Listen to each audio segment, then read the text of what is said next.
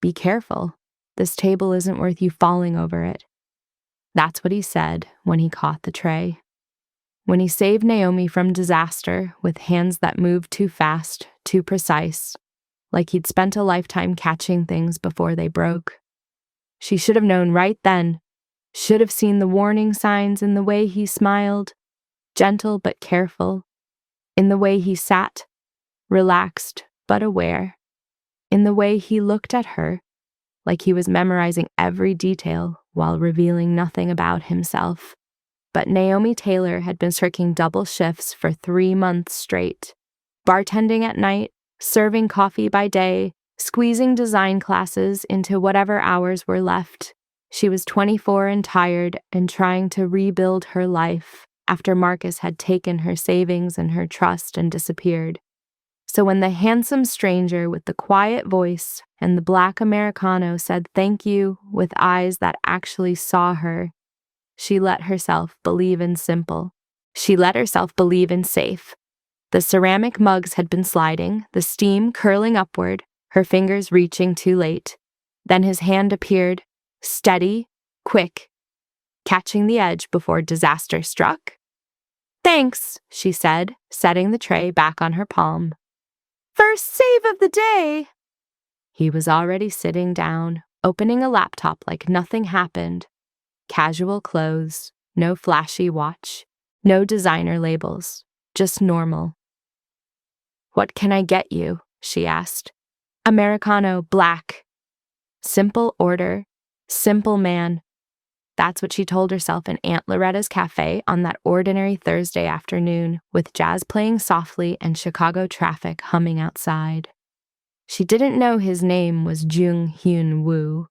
Didn't know he ran an empire from the shadows. Didn't know that in 3 weeks, her entire world would shatter and rebuild itself around one impossible truth. The man she was falling for didn't exist. Not the way she thought. He came back the next day. Naomi noticed him through the window before he even opened the door. Same purposeful walk. Same understated clothes. He caught her looking and smiled. Not the smug grin of a man who knew he'd made an impression, but something softer, almost shy. The bell chimed as he entered. "Back for more bad coffee?" she asked, grabbing a mug before he even reached the counter. "The coffee's not bad, it's honest." He settled into the same seat by the window. "That's rare." And the day after that, he returned. Always the same seat by the window, where afternoon light pooled in golden squares. Always the black Americano. Always that laptop open, fingers moving across the keys with quiet focus. But Naomi noticed other things too. The way he never took phone calls inside the cafe, always stepping outside when his phone buzzed. The way his eyes tracked movement near the door, a hyper-awareness that seemed automatic. The way he held his coffee cup, secure, controlled, like even small movements were calculated. "Finance stuff," he said when she asked about his work. "Numbers, boring spreadsheets, the kind of thing that puts most people to sleep." She laughed, wiping down the table next to his. "You don't look bored." "I'm good at pretending." There was something in the way he said it. Light on the surface, but weighted underneath, like he'd been wearing masks for so long he'd forgotten what his real face looked like pretending was a survival skill he'd mastered young. Naomi wiped down the table next to his. Late afternoon light slanted through the glass, turning everything golden and warm. The cafe smelled like roasted beans and cinnamon, Aunt Loretta's special blend that customers came from 3 neighborhoods over to try. Outside, the streets were loud with life. Car horns, conversations, the rattle of the elevated train passing overhead. But in here it felt smaller, protected, like the world stopped at the door. "You work late every day?" she asked, adjusting the small vase of fresh flowers on his table. "Daisies today, cheerful and bright." "Only when there's a reason to stay." Her cheeks warmed. Smooth talker, she thought. probably says that to everyone, probably has a girlfriend, probably married with kids in the suburbs. But when she glanced at him, he wasn't smirking, wasn't playing. He was just looking at her like he meant every word, like she was the reason. By the end of the week, she knew 3 things. His name was Hyun Woo. He worked in financial management for some international firm he never quite named. And he listened like listening was an art form he'd studied under masters. "You're studying design?" he asked one evening, nodding at the sketchbook she'd left on the counter. She'd been working on concept art for a client, a small nonprofit that couldn't pay much but believed in her enough to give her a chance. "Trying to. I bartend nights to cover tuition." "That's a lot of hours. When do you sleep?" She shrugged, starting to wipe down the espresso machine. "You make it work. You want something, you work for it. That's how it works when you're starting from scratch, when nobody handed you a trust fund or family connections." He looked at her for a long moment. Something shifted in his expression. Recognition, maybe. Or respect. Or both. "You're stronger than you think," he said quietly, and the words landed in her chest like they meant something, like he saw past the exhaustion and the doubt to something she couldn't always see herself. And Naomi didn't know why, but those words felt like they cost him something to say, like he was sharing a truth he'd learned the hard way. By the second week, their conversation stretched longer. She started timing her breaks to match his arrival, started noticing the small things, how he always left exact change plus a generous tip, how he held doors for elderly customers without making a show of it, how he once quietly paid for a young mother's coffee when her card was declined, waving away her thanks like it was nothing. Aunt Loretta noticed too. "That handsome salaryman," her aunt said one evening after he left, using her favorite term for well-dressed professional men. "He's sweet on you, baby." "He's just friendly," Naomi protested, but her face betrayed her. Friendly men don't come to the same cafe every single day for a week and a half. Friendly men don't look at you like you're the most interesting person they've ever met." Aunt Loretta smiled, the knowing smile of a woman who'd been married for 40 years before her husband passed. "That man is courting you, old-fashioned style, respectful, patient. That's rare, Naomi. Don't dismiss it just because you've been hurt before." Naomi wanted to argue, wanted to protect herself with skepticism and walls built from experience. But every time Hyunwoo walked through that door, those walls cracked just a little more. By the second week, she stopped correcting her aunt. The nickname fit. This polite, put-together man, in his pressed shirts and quiet confidence, working on his laptop like any other professional trying to meet a deadline. Sometimes she'd catch him watching her as she worked, and instead of feeling uncomfortable, she felt seen. Actually seen. Not assessed or judged, but recognized. Normal. Safe. Real. Or so she thought. The next evening, he came in carrying a small package wrapped in plain brown paper. Simple twine tied around it. No fancy ribbon or gift wrap. "For you," he said, setting it on the counter with careful hands. Naomi's first instinct was to refuse. Gifts meant expectations. Gifts meant owing someone something. But the way he was looking at her, hopeful, almost nervous, made her pause. "You didn't have to do that," she said, wiping her hands on her apron. "I know, but I wanted to." Inside was a set of professional drawing pens, the expensive kind. The kind Naomi had been eyeing online for months, had added to her cart and deleted a dozen times because rent was due and her student loans were piling up, and $3,000 was still missing from her life. A note was tucked inside, written in clean, precise handwriting that somehow matched everything she knew about him. "To draw what you want, not what anyone imposes." She read it 3 times, something warm and dangerous unfurling in her chest. The pens must have cost at least $100, maybe more. The message cost even more. It meant he'd been paying attention, really paying attention, not just to what she said, but to what she didn't say. The dreams she mentioned casually, thinking no one was really listening. He pays attention, she thought, running her fingers over the smooth barrels of the pens. He actually listens. When was the last time someone really listened? Her throat tightened. She looked up to thank him, but he was already gathering his laptop, giving her space to react without an audience. "Thank you," she said, her voice softer than she intended. This is really thoughtful." He smiled. "You're talented, Naomi. Don't let anyone make you settle for less than what you're capable of." Then he left, the bell chiming behind him, leaving her standing there with $100 worth of pens and a heart that was starting to forget why it needed to stay guarded. Aunt Loretta emerged from the back room, eyebrows raised. "That man is serious about you," she said. Naomi nodded, unable to speak past the lump in her throat. And somewhere in the back of her mind, a small voice whispered, "This feels too good to be true." And things that are too good to be true usually are. But she ignored it. Just for now, just for a little while. If you believe in second chances and love that's earned, not given, stay with us. Subscribe and let this story remind you why trust is never simple. That night, Hyun-woo called. "Did you get the pens?" "You didn't have to do that." "I wanted to."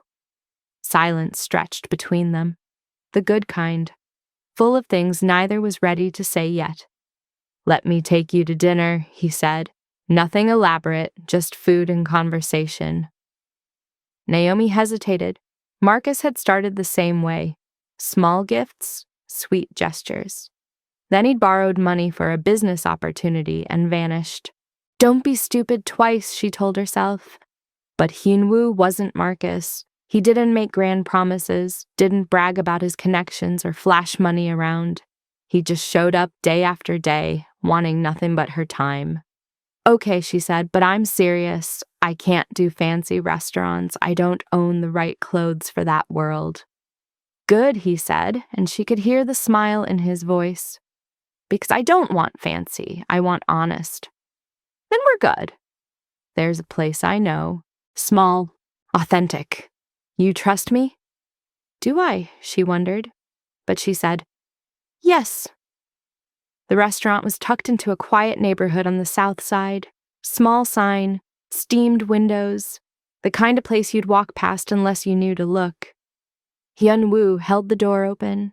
Inside, the air was thick with the smell of grilled meat and garlic. Simple wooden tables worn smooth by years of use. An older woman behind the counter looked up. Her eyes widened when she saw Hyun-woo. She bowed, not a casual nod, but a deep, formal bow that lasted 3 full seconds. "Please," she said in heavily accented English, voice trembling. "This way. Right away." Naomi glanced at Hyun-woo. "Friend of yours?" "Something like that." They were led to a private room in the back. The door slid shut with a soft click. Through frosted glass, Naomi could see shadows moving, voices low and deferential. "You come here often?" she asked, settling into her seat. "When I need to remember where I'm from." "Seoul, a long time ago." "Must be nice having a place that feels like home." Something flickered across his face. Pain, maybe, or longing. Home complicated. The food arrived in waves: marinated beef, steamed rice, small dishes of vegetables and pickled sides. Hyun-woo grilled the meat carefully, placing the first perfectly cooked piece on her plate. "Try this," he said. The gesture was small but deliberate, thoughtful in a way that had nothing to do with money and everything to do with attention. He gives without expecting anything back, she thought. That's rare. They talked for an hour, about Chicago winters and adjusting to new cities, about her dream of opening her own design studio someday, about family expectations and the weight of legacies you never asked for. "Does your family know you're here?" she asked. "In Chicago?" His jaw tightened slightly. "They know I handle business that needs handling." It was an odd answer, evasive. Before she could press, a young waiter entered with tea. He glanced at Hyun-woo and bowed, then leaned close and whispered something urgently. Hyun-woo's expression didn't change, but his hand went still on the table, completely still in a way that made Naomi's instincts prickle. "Everything okay?" she asked. "Fine. Just work." But through the window, she saw something that made her stomach drop. A black car idling across the street. Windows so dark they looked like mirrors. Engine running. A man in a suit standing beside it, staring directly at their window, waiting. Hyun-woo. "It's nothing," he said smoothly. Too smoothly. "Just a colleague who needs to speak with me later." The car followed them for 3 blocks after dinner before turning down a side street and disappearing. Hyun-woo never once looked back at it, but Naomi felt it. The weight of eyes watching, the sense that the simple, normal man beside her was connected to something larger, something hidden. She told herself she was being paranoid.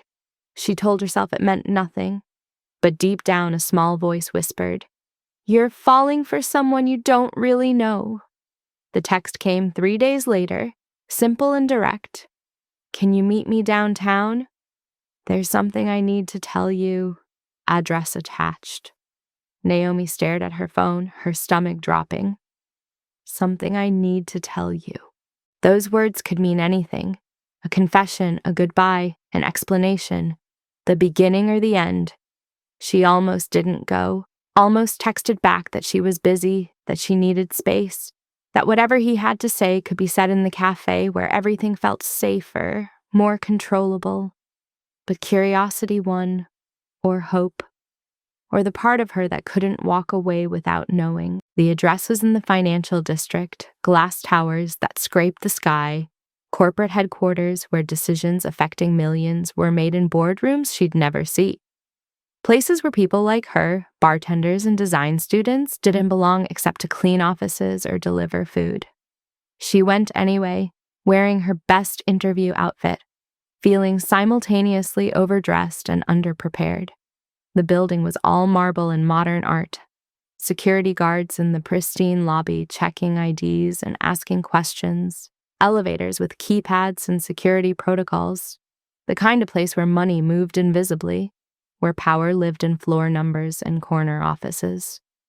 Naomi checked the address twice, certain she'd gotten it wrong. This wasn't coffee shops and casual dinners. This was serious, corporate, intimidating in its polished perfection. Then the vehicles arrived. 4 black SUVs rolled up in formation, precise as a military convoy. Doors opened simultaneously like a choreographed performance.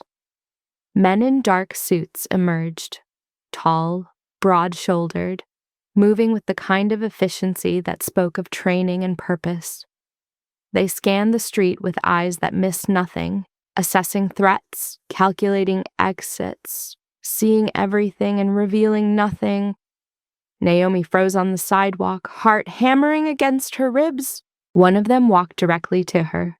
Young, maybe late 20s, Korean features, expressionless, like emotions were a luxury he couldn't afford. "Miss Taylor," he said. Not a question, a statement of fact. "Please follow me, he's waiting." "I think there's been a mistake." Her voice came out smaller than she intended. "Miss Naomi Taylor," he repeated, pulling out his phone and showing her a photo, her own face, pulled from social media or surveillance or sources she couldn't imagine. "This way, please. Don't keep him waiting." She followed because her legs moved before her brain caught up, because saying no felt dangerous in a way she couldn't articulate. Through the pristine lobby where other visitors watched with curious eyes, into an elevator with no floor buttons, Just a keypad and card reader that spoke of exclusive access and private domains. The man, Min Soo, someone called him through an earpiece, stood at attention, hands clasped in front of him, staring straight ahead like a soldier on duty. "How long have you worked for him?" Naomi asked, needing to fill the silence with something, anything. 10 years, Min Soo said without looking at her. "Since I was 19. "That's a long time to work for someone in finance." A muscle twitched in his jaw. "Finance, yes." The doors opened on the top floor. Silence, thick and heavy as fog, suffocating in its completeness. The hallway was wide, minimalist, expensive in its simplicity. At the end, double doors stood open, revealing a room that seemed to stretch forever. Inside, 24 men in expensive suits lined the walls like guards, like witnesses, like an audience waiting for a performance. The air felt different here, charged, careful, like everyone was holding their breath. They all turned when she entered, and bowed. Every single one of them. A synchronized movement that felt rehearsed, absolute, showing deference that went beyond professional courtesy into something older, more primal. This isn't a business meeting, Naomi thought, fear crawling up her spine. This is something else entirely. At the head of a massive table sat Hien Woo, except he wasn't Hien Woo anymore. Not the gentleman from the cafe with the laptop and the quiet smile and the patient attention. This man wore a tailored black suit that probably cost more than her yearly tuition. Hair perfectly styled, every strand in place, posture radiating authority, control, the kind of power that didn't need to announce itself because everyone already knew. Power sat on him like a second skin, like he'd been born wearing it, like it was more natural than breathing. "Naomi," he said, standing. His voice was different, colder, more controlled. The warmth that had drawn her in was gone, replaced by something harder. "Thank you for coming. I know this must be confusing." She couldn't breathe, couldn't move. The room felt like it was closing in. "Please, sit." He gestured to a chair. She didn't move. "Or stand. Whatever makes you comfortable." "What is this?" Her voice came out as a whisper. "The truth." He stepped closer, and she noticed things she'd missed before, the way everyone's eyes tracked his movement, the way Min Soo's hand hovered near his jacket like he was ready for anything, the way the very air seemed to shift around him. "I need to be honest with you. I should have been from the start." "Honest about what?" "About who I am." He took a breath, and for a moment she saw something crack in his composure. Fear, maybe, or regret. "I didn't lie about my name. I didn't lie about caring for you, but I didn't tell you everything." "What does that mean?" But she already knew. Somehow, she already knew. "It means my name is Young Hyun Woo. I'm the head of Han Group, Seoul's most influential organization. We have operations that extend across multiple countries, multiple industries, legitimate businesses, and other interests that exist in spaces between laws." The word he didn't say hung between them, louder than thunder, more solid than walls. Mafia. Naomi's knees went weak. She grabbed the back of a chair for support. "You?" Her voice cracked. "You let me think you were just—" "I let you see the real me," he said. And now his voice was softer, more familiar. The Hyun Woo she knew bleeding through the boss everyone else saw. Not the title, not the empire, not the legacy I inherited when I was 12 years old and didn't want but couldn't refuse. Just me, the man who sits in cafes and drinks coffee and talks to someone who doesn't want anything from him except conversation. Naomi shook her head, tears burning her eyes. "You don't get to decide what's real and what's performance. You can't just choose which parts of yourself to show and hide the rest. That's not honesty. That's manipulation. He flinched like she'd struck him. Several men in suits shifted, hands moving toward jackets, but he raised one hand and they froze. "You're right," he said quietly. "You're absolutely right, and I'm sorry." "You wanted to be loved like a person," she said, the words bitter in her mouth. "But you took away my choice. You let me fall for someone who doesn't exist." "He does exist," Hyun-woo's voice broke slightly. "He's me. The man you met in that cafe, that's who I am underneath all of this. When I'm not carrying a legacy I didn't choose. When I'm not being what everyone needs me to be. When I'm just Hyun-woo. I don't even know what that means anymore." Silence stretched between them, full of everything unsaid, everything broken. "I understand if you want to leave," he said finally. "I'll make sure you're safe, that no one bothers you or your aunt, that this doesn't touch your life in any way. You'll never have to see me again." It was an out, an escape. The door was right there, but Naomi heard something in his voice that stopped her. Genuine pain, genuine fear. The fear of someone who'd just revealed his true self and was waiting to be rejected. "Who else knows?" she asked. "About us?" "Everyone who matters," he said. "I don't hide the people I care about. I protect them." By lying to them? By keeping them separate from this world, by letting them have normal lives while I deal with the complicated parts. "That's not protection," Naomi said, tears spilling over now. "That's control. That's deciding for me what I can handle, what I deserve to know. That's treating me like I'm too weak or too stupid to make my own choices." The words hit him like physical blows.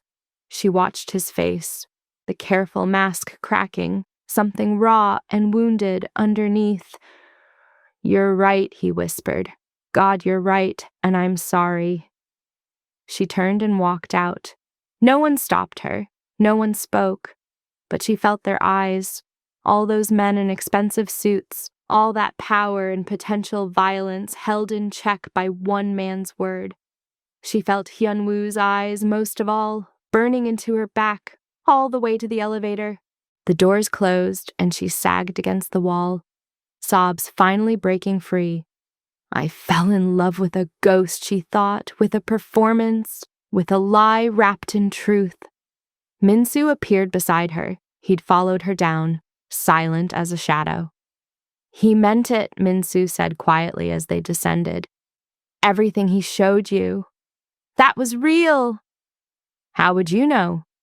"Because I've worked for him since I was 19. I've seen him be boss for 10 years. And in all that time, I've never seen him be just Hyun-woo. Not until he met you." Min-soo's voice was careful, measured. "He doesn't let people in, ever. But he let you in. The real him." "Which one is the real him?" Naomi asked, her voice hollow. "The man in the cafe or the man in that room?" "Both," Min-soo said. "That's the problem. And that's why he's hurting." The elevator doors opened to the lobby. Naomi walked out into the cold Chicago afternoon, the winter wind cutting through her coat, and wondered if she'd just walked away from the best thing in her life or escaped the worst mistake she could have made. She didn't know. And that uncertainty felt like drowning. For 3 days, Naomi didn't answer his calls, didn't read his texts, didn't look at the flowers delivered to the cafe. Elaborate arrangements that must have cost hundreds, with notes that said, "I'm sorry," in a dozen different ways, each more eloquent and more useless than the last. Aunt Loretta watched her with knowing eyes but said nothing for 2 days. On the 3rd day, she finally spoke. "You gonna tell me what happened?" her aunt asked, arranging fresh pastries in the display case, her movements slow and deliberate. "He lied to me." "About what?" "About everything. About who he is, what he does, what kind of world he lives in." Aunt Loretta nodded slowly. And who is he? Someone dangerous, someone powerful, someone who shouldn't be sitting in coffee shops pretending to be normal. So he pretended to be normal, Aunt Loretta said, closing the display case. Or he pretended to be dangerous. Which one was the lie, baby? Naomi opened her mouth to answer and found she couldn't. On the fourth day, he came to the cafe. Naomi saw him through the window, back in casual clothes, the soft sweater and jeans that made him look like every other professional on their lunch break. Walking like he was just another customer, like he could pretend nothing had changed, like 3 days of silence could be erased with presence. Aunt Loretta took one look at Naomi's face, squeezed her shoulder, and disappeared into the back room. The bell chimed. Naomi didn't look up from the espresso machine she was cleaning, didn't acknowledge him, just kept scrubbing the same spot over and over, focusing on the task because focusing on anything else would break her. Naomi, he said softly. Just her name, nothing else. She poured a cup of coffee. Hot. Black. The way he'd ordered it every single day for weeks. The way she'd learned he took it, memorized it, made it without asking, because that's what you do when you care about someone. She walked around the counter and handed it to him. Relief crossed his face. Hope. He reached for the cup, fingers almost touching hers. She poured it down the front of his shirt. The hot liquid splashed across the fabric, spreading dark and damning. Steam rose between them. He didn't flinch, didn't move, didn't make a sound. Just stood there, coffee soaking through his shirt, dripping onto the floor, ruining clothes that probably cost more than her monthly rent. I don't date power, she said, voice shaking with rage and heartbreak in equal measure. I don't date empires or underground organizations or men who think they can choose which truths to tell. I date people, real people who respect me enough to let me make informed choices, and you stole that from me. I know. You know? She laughed, bitter and sharp, the sound cutting through the quiet cafe. That makes it okay? That fixes the fact that everything, every conversation, every dinner, every moment I was falling for you was built on lies? No. He set the empty cup down carefully on the nearest table, his movements controlled despite the coffee dripping from his clothes. But I need you to understand something, not as an excuse, as context. I don't want context, I want honesty. Then let me give it to you. He looked at her, and she saw it, the mask finally gone, nothing between them but raw truth. I haven't been a person since I was 12 years old, when my father died and left me an empire I didn't want, a legacy I couldn't refuse, responsibilities I wasn't ready for. For 20 years I've been boss, sir, head, threat, symbol. People fear me before they know me. They bow before they speak. They calculate every word, every gesture, wondering what I want to hear instead of just talking. His voice cracked. But you called me handsome salaryman and laughed at my jokes like I'd actually said something funny instead of just acceptable. You got annoyed when I stayed too late and took up table space during your busy hours. You treated me like I was just someone, just Hyunwoo, and I didn't want to lose that. So I didn't tell you. I let you keep seeing me that way, and I was wrong. Naomi's hands were trembling. She crossed her arms to hide it. An apology doesn't fix this. Pretty words don't undo betrayal. I know, but it's where I have to start. He took a step forward. She stepped back. He stopped, respecting the boundary. I'm not asking you to forgive me today, or tomorrow, or even next week. I'm asking you to let me prove, with actions, not words, that I can be the man you thought I was, that I can be honest, that I can choose transparency over protection, partnership over control. She wanted to stay angry, wanted to use the hurt as armor, as protection against ever feeling this vulnerable again. But the way he was standing there, vulnerable himself, waiting, not defending or explaining away, just accepting her anger as deserved. It was cracking something inside her. "Why should I believe anything you say?" she asked, her voice small now, tired. "How do I know this isn't another performance?" "You don't," he admitted. "That's the hard part. Trust is earned in small moments over time. I broke it in one big moment. Rebuilding it will take hundreds of small ones, if you'll let me try." "And if I don't," pain flashed across his face, "then I'll respect that choice. I'll stay away. I'll make sure you're safe from any consequences of knowing me. And I'll spend the rest of my life regretting that I was too afraid of losing you to trust you with the truth." Silence settled between them, heavy and full. Outside, the Chicago afternoon continued. Cars passing, people walking, life moving forward like hearts weren't breaking inside a small cafe that smelled like coffee and regret. "I need time," Naomi finally said. "I need space to think without you here, without your voice in my ear, without feeling like I'm drowning in feelings I don't know if I can trust." He nodded. "How much time?" "I don't know." "Okay." He moved toward the door, then stopped, hand on the frame, shoulders tense. "I love you, Naomi, not as boss, as Hyun-woo, the man you met in this cafe, the man who's still here underneath everything else, the man who wants to be worthy of you." The door closed behind him. Naomi stood alone in the empty cafe, listening to rain start pattering against the windows, tears streaming down her face, her heart feeling like it had been torn in two. "He loves me," she thought. But which version?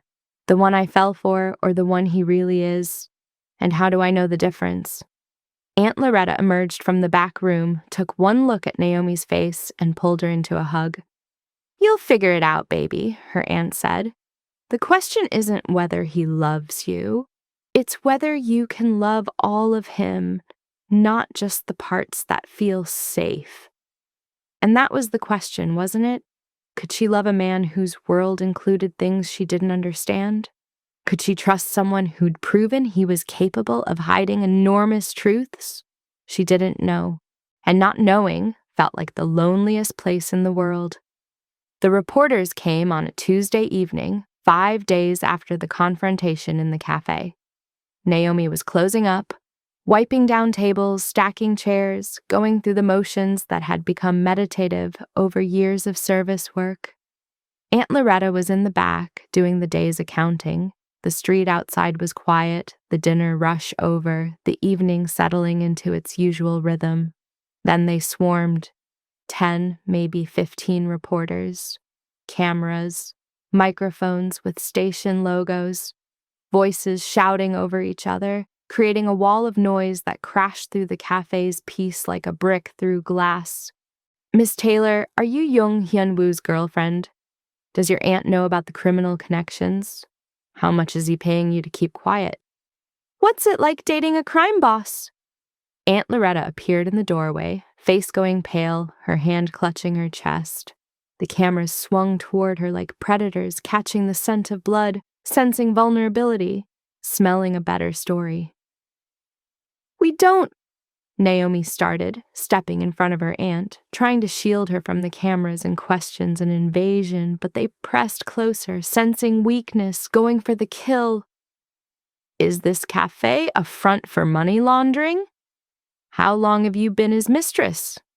Did he threaten you? Are you afraid? Does the Black community know you're sleeping with an Asian crime boss?" The questions got uglier, crueler, designed to provoke, to hurt, to get the reaction that would make good television. Naomi felt her aunt sway behind her, heard her breathing get tight and fast. "Stop!" Naomi shouted, pushing back against the microphones being thrust in her face. "Just stop! Leave her alone!" But they didn't stop. They smelled blood in the water. "Is it true he bought you the cafe? How many women does he have? Are you afraid for your safety?" Aunt Loretta made a small sound, Pain, fear, distress. Her hand went to her chest, pressing hard. "Auntie?" Naomi turned, catching her aunt as she swayed. "Auntie, are you okay?" Then the air shifted. The shouting stopped, the cameras lowered. One by one, the reporters stepped back, creating a path, their faces going carefully neutral. Hyun-woo walked through like he owned not just the street, but the air itself, the space between buildings, the very concept of territory. Min-soo flanked him, along with two other men Naomi didn't recognize. But Hyun-woo didn't need them. His presence alone was enough. He didn't raise his voice, didn't threaten, didn't touch anyone. Just looked at the lead reporter, a middle-aged man with a press badge from a major network and the predatory eyes of someone who'd built a career on other people's misery. "Leave," Hyun-woo said. One word. Calm. Final. The man hesitated, calculating risk versus reward. "We have a right to—" "Now." The word carried weight beyond volume, carried consequences that didn't need to be spoken to be understood. The reporter's face went carefully blank, that survival instinct that animals have that tells them when they've encountered something more dangerous than themselves. They left, packed up equipment with hands that moved just a little too fast, climbed into vans without the usual banter, drove away in under 2 minutes, leaving nothing but tire marks and scattered business cards on the sidewalk. Aunt Loretta's breathing was shallow, rapid. Naomi guided her to a chair inside, kneeling beside her. "I'm fine, baby," her aunt said, but her voice was weak. Just startled, just afraid. "Deep breaths, Auntie, just like the doctor showed you. In through the nose, out through the mouth." Hyun-woo stood in the doorway, and when Naomi looked up at him, she saw something she hadn't expected. Genuine fear. Not fear for himself, but fear for them. "I'm sorry," he said, voice rough. "This is my fault. I should have anticipated this. Should have protected you better." "Anticipated?" Naomi stood, anger flooding back hot and fast. "You brought this to us, to her. Your world followed you here, and now we're targets." "I know, and I'll make it right." "How? By making people disappear? By using fear to solve problems? By proving you're exactly what they think you are?" His eyes met hers, and she saw something she hadn't seen before. Resolve. Determination. But not the kind that came from power, the kind that came from choice. No, by taking public responsibility, by being honest about who I am, what I'm changing, where I'm going. No more hiding, no more half-truths, full transparency. "What does that mean?" "It means I'm done living in shadows." He straightened, and she saw the boss emerge, not to intimidate, but to act. "I didn't choose my legacy, but I'm choosing what I do with it now, and I'm choosing to protect the people I care about, not with threats, but with transparency, not with fear, but with accountability." "That sounds like a nice speech," Naomi said, her voice brittle. "What does it actually mean?" "It means press conference, it means going on record, it means publicly stating who I am, what Han Group does, what's changing, and who you are to me." He looked at her steadily. "It means letting the world know I'm transitioning operations to legitimate businesses, that I'm cutting ties with questionable partnerships, that I'm choosing a different path, and that you're not a mistress or a target. You're someone I care about who deserves respect. I didn't ask to be part of your public relations strategy. You're not. You're asking me to respect your choice and your world. This is how I do that, by making sure my world can't hurt yours anymore." Aunt Loretta was breathing easier now, color returning to her face. She looked between them, wise eyes seeing more than they said. "You gonna stand there arguing?" she said, voice still weak but steady. "Or one of you gonna call my niece an ambulance? Because I think I need to get checked out, just to be safe." Panic flashed across both their faces. "I'm calling now," Hyun-woo said, phone already out. But Naomi grabbed his arm. "I'll call, you leave, you've done enough." He looked at her and she saw the pain of being shut out. But he nodded, respected the boundary even though it clearly hurt. "Min-soo will stay," he said. "Outside, watching, making sure no one bothers you. But I'll go." He turned to leave, then paused at the door. "Naomi, I'm not asking you to forgive me. I'm asking you to let me prove I can be the man worthy of your trust." "It'll take time, but I'm willing to wait however long it takes." The bell chimed as he left. Aunt Loretta squeezed Naomi's hand while they waited for the ambulance, the sirens already audible in the distance. "That man loves you, honey," her aunt said. "Loves you enough to respect your boundaries even when it hurts him. That's rare." "I know," Naomi whispered, watching Hyun-woo through the window, standing on the corner in the rain that had started falling, getting soaked but refusing to leave until he saw the ambulance arrive. "But love isn't enough, not without respect, not without trust." "Then the question is," Aunt Loretta said, "can you trust him to do what he promised? Can you trust him to change? Because that's harder than loving him, baby.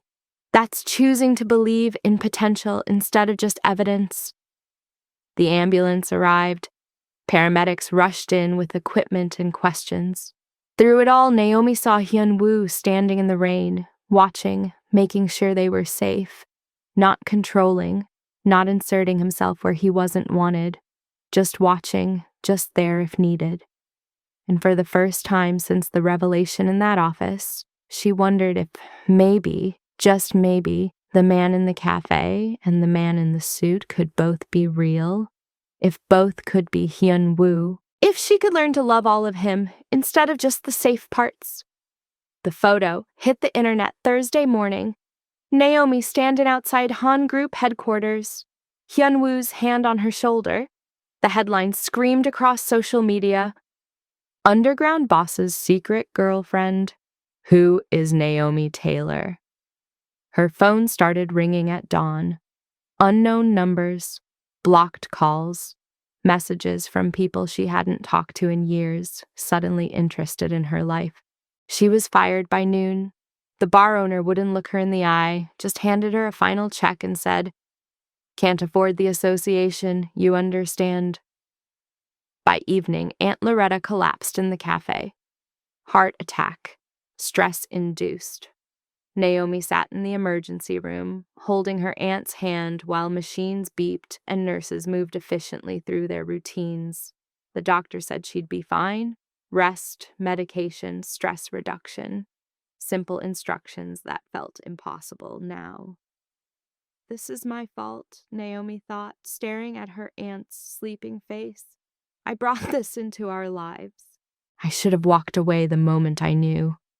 The ER doors swung open. Hyun-woo walked in, flanked by Min-soo and a man in an expensive suit. Do-young, his advisor. "Naomi? No." She stood, keeping her voice low for the other families in the waiting area. "Don't come here. Don't make this worse." "I have the best cardiologist in the city on standby, the best facility, whatever she needs." "I don't want your help." The words came out louder than she meant. Other people looked up. "I don't want your money, or your power, or your solutions. I want my life back. The life before you walked into that cafe and made me believe in something that was never real." He flinched, actual pain crossing his face. "If you really love me," Naomi said, tears spilling over, "then respect me enough to hear what I'm saying. Respect my choices, respect my world, and right now, my choice is for you to leave." Silence stretched between them. Then slowly, Hyun-woo nodded. "Okay," he said quietly. "I'll go." He turned. Do-young followed. But Minsu lingered, looking at Naomi with something like understanding in his usually stoic eyes. "He'll make this right," Minsu said. "He always does." "That's the problem," Naomi whispered. "He thinks everything can be fixed, but some things are just broken." After they left, she slid down the wall, exhaustion finally catching up. Her phone buzzed with messages, friends asking if she was okay, her landlord requesting an urgent conversation, her academic advisor wanting to discuss her situation. Everything was falling apart, and the worst part was knowing Hyun Woo could fix it all with a phone call, with money or influence or whatever power he wielded. But that would just prove her point, that she was someone to be managed, not loved as an equal. "I don't want a savior," she thought. "I want a partner, someone who sees me as capable of standing on my own." The press conference was supposed to be about Han Group's quarterly earnings. Naomi almost didn't go, but Aunt Loretta, recovering in her hospital bed, had held her hand that morning and said, "Go listen to what that boy has to say. Give him that much." So Naomi slipped into the back of the crowded conference room, anonymous among reporters and business analysts, a sea of expensive suits and cameras. Hyun Woo stood at the podium, flanked by executives and lawyers. He looked like he belonged there, composed, powerful, every inch the leader. Then he spoke. "Thank you for coming. I know you're expecting financial projections and business announcements." He paused. "But I'm here for something more important, something personal." The room went silent. "My name is Jung Hyun Woo. I'm the head of Han Group. I inherited this position when I was 12 years old, and I've carried that legacy for 20 years. The legitimate operations and the questionable ones. The public face and the shadow work." He looked directly into the cameras. "I've made choices that hurt people, not through violence. I've never raised my hand to anyone, but through silence, through the weight of power that bends the world around it. And recently I hurt someone I love because I was afraid to be honest, afraid to let her see all of me and make her own decision." Around Naomi, reporters were typing frantically, cameras zoomed in. Naomi Taylor is a bartender and a design student. She works 2 jobs to chase a dream she refuses to let die. She's brave in ways I've never been, honest in ways I'm still learning. And she deserves better than what I gave her, better than half-truths and hidden identities. He stepped away from the podium, removing his microphone. "So, I'm saying this publicly, where everyone can witness. I don't need the world's acceptance. I just need her to know that I'm choosing honesty from now on. I'm choosing accountability. I'm choosing her, not as boss, not as power, but as Hyun Woo, the man who wants to be worthy of her trust." His eyes scanned the crowd, searching. Then they found her. "Naomi," he said, his voice softer but carrying through the silent room. "If you're here, I'm choosing you. Freely. Completely. No conditions. And this time, I'm asking. Not telling. Not managing. Asking." The crowd turned, cameras swiveling, and suddenly Naomi was exposed, every eye in the room on her. Hyun Woo stepped off the stage, walked through the crowd of reporters and executives. They parted for him, but he wasn't boss anymore. He was just a man walking toward the woman he loved, hope and fear written across his face. When he reached her, he didn't grab her hand, didn't pull her close, just stood there, palm open, waiting. "This time," he said quietly, "I'm giving you the choice, really giving it to you. Will you let me try again? Let me prove that honesty and equality aren't just words I said on camera. They're promises I'm ready to keep." Naomi looked at his open hand, at his face, vulnerable, scared, real. "He's letting me decide," she thought. For real this time. No pressure, no power, just an invitation. She thought about Aunt Loretta in the hospital, about losing her job, about the life she'd worked so hard to build, now complicated beyond recognition. She thought about Marcus, who'd taken from her and left, about all the times she'd been underestimated, overlooked, treated as less than. And then she thought about Hyun-woo in the cafe, the way he'd listened, the drawing pens with their message of freedom, the way he'd said, "You're stronger than you think," like he meant it, not the boss, not the power, just the man. "This time," she said, taking his hand, "I believe you, not boss, but Hyun-woo." His fingers closed around hers, gentle but sure. Around them, cameras flashed. Reporters shouted questions, but neither looked away. "Come with me," he said. "Please." The rooftop was empty when they arrived.